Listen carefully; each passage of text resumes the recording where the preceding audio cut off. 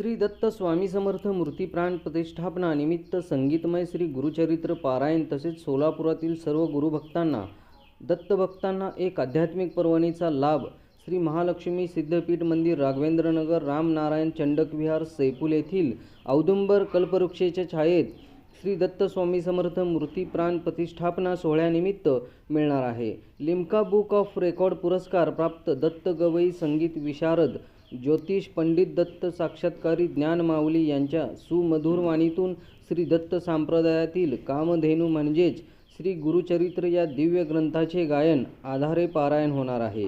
हे पारायण 14 फेब्रुवारीपासून संगीतमय गुरुचरित्र पारायणास सुरू होणार असल्याची माहिती पत्रकार परिषदेत देण्यात आली। गायनाची प्रभुला करी सुस्वरे नित्य जो गायनाला तयाच्या त्वरे संकटाते निवारी तुम्हा वेळ दत्ता मला कोणतारी। तसं पाहता दत्त आणि श्री स्वामी समर्थ मूर्तीचा प्राण प्रतिष्ठा सोहळा 20 तारखेला होणार आहे। तर त्यानिमित्त सर माझ्याकडे आले की 7 दिवस आपल्याला हरिहाट करायचं, सप्ताह करायचा। एखाद्या मूर्तीची प्रतिष्ठापना करताना 7 दिवस त्याच्यामध्ये नामस्मरण, भजन, संकीर्तन, आरती असा सगळा हरिहाट झाला पाहिजे असा शास्त्राचा नियम आहे। मग सर माझ्याकडे आल्यानंतर म्हटलं की हा तर दत्त महाराजांचा स्वामींचा कार्यक्रम आहे, त्याच्यामुळे आपण मग ह्याच्यामध्ये आपण ते म्हणाले की गुरुचरित्र पारायण ठेवायचं का।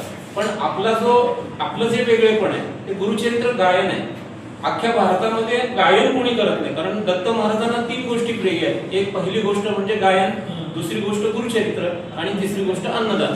मग ह्या 3 गोष्टी तिथं होणार आहेत आणि दत्त महाराजांना प्रसन्न करायचं असेल तर गुरुचरित्र वाचायचं, वाचल्यानंतरही प्रसन्न होतात, पण गायल्यानंतर ते अतिप्रसन्न होतात। आणि सांगेन एक गुण गायनी करी जो माझे स्मरण त्यांचे घरी असे जाणं गायन प्रीती आम्हास। गुरुचरित्रामध्ये इतकं सामर्थ्य आहे की आपण जो आपला दैहिक जीव आहे, जे आपण आपला जो मानवी जीव आहे हा 3 तापामध्ये 3 दोषामध्ये असतो, ग्रहदोष, वास्तुदोष आणि पितृदोष। ह्या 3 दोषाचं निराकरण करण्याचं सामर्थ्य जर कशामध्ये असेल तर ते गुरुचरित्रामध्ये। आणि त्याच्यामुळे गेल्या 12 वर्षापासून आपण आर्थिक दृष्टिकोन न ठेवता एक सेवाभाव आणि प्रसार लोकांना त्याचा फायदा मिळावा म्हणून आपण गुरुचरित्र गायनाचे सोहळे राबवतोय। मुंबई सारख्या ठिकाणी बोरिवलीमध्ये मागच्या वर्षी आपला गुरुचरित्र गायनाचा कार्यक्रम झाला। छोटासा हे सांगतो तुम्हाला, अनुभव सांगतो की 17 वर्षाचं पिशाच एका बाईला होता, 17 वर्षाचं पिशाच होतं। गुरुचरित्र गायनाच्या पहिल्या दिवशी ती बाई आली म्हणजे तिला घरात होती ती, तर ती म्हणली असं प्रॉब्लेम आहे, आम्ही खूप दवाखाने केले, महाराज काय करू दे। म्हटलं त्यांना घेऊन या, गुरुचरित्र नुसतं कानावर जरी पडलं, गुरु ऐकतील न चरित्र माझे जरी वाचतील न निरंतरी लक्ष्मी राहे त्यांच्या घरी संध्या न धरा म्हणा व्याधी न होय त्यांच्या घरी। म्हटलं त्यांना घेऊन या, ते म्हणले महाराज ऐकत नाही, त्यांना बांधून आणावं लागेल। मी म्हटलं कसे करा, बांधून आणा। 3 दिवस बांधून त्या बाईला ठेवलं होतं। 4थ्या दिवशी म्हणजे 4 दिवस तर ती मला बघून शिव्या देत होती, पण ताजं उदाहरण आहे की 7व्या दिवशी तिला प्रचंड उलट्या झाल्या, 1.5 दिवस उलट्या करत होते।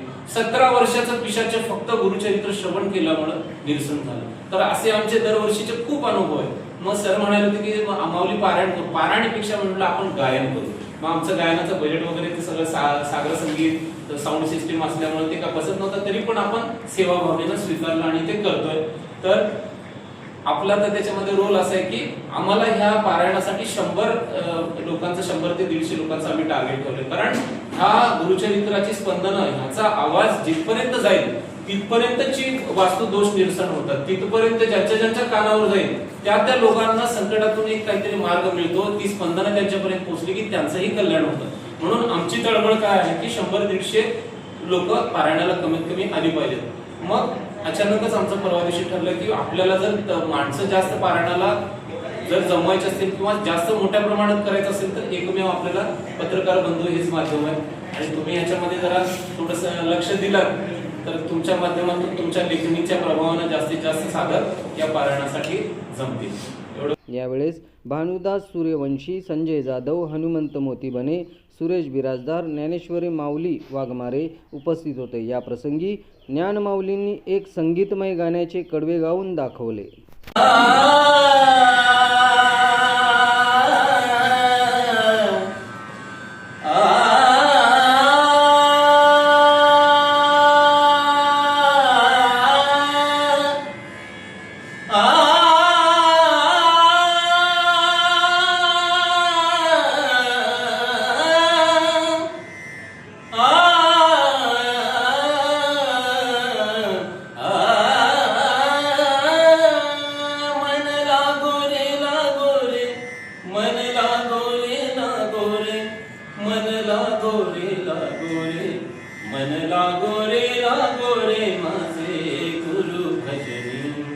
मन लागो रे माझे गुरु भजनी. गुरु दत्ताच्या चरणी दत्त नामाच्या कीर्तनी. गुरु दत्ताच्या भजनी दत्त नामाच्या कीर्तनी. गुरु भक्तीच्या पूजनी. मन लागो रे माझे गुरु भजनी.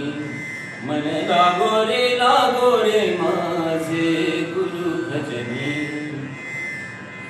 गुरु माझे दत्त दिगंबर. गुरु माझे दत्त दिगंबर. गुरु माझे दत्त दिगंबर. ब्रह्मा विष्णू तोची महेश्वर. तोची महेश्वर.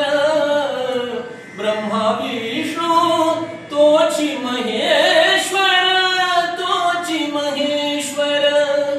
मन लागो रे मन लागो रे मन लागो रे मन लागो रे मन लागो रे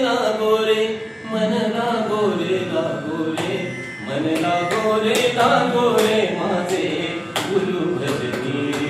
मन लागो रे माझे गुरु भजनी. नाम घ्यावे आवडीने. नाम घ्यावे आवडीने. भावे पावन गुरु भक्तीने. गुरु भक्तीने. भावे पावन गुरु भक्तीने. गुरु भक्तीने. मन लागो रे मन लागो रे मन लागो रे मन लागो रे माझे गुरु भजनी. मन लागो रे माझे गुरु भजनी. गुरु चरण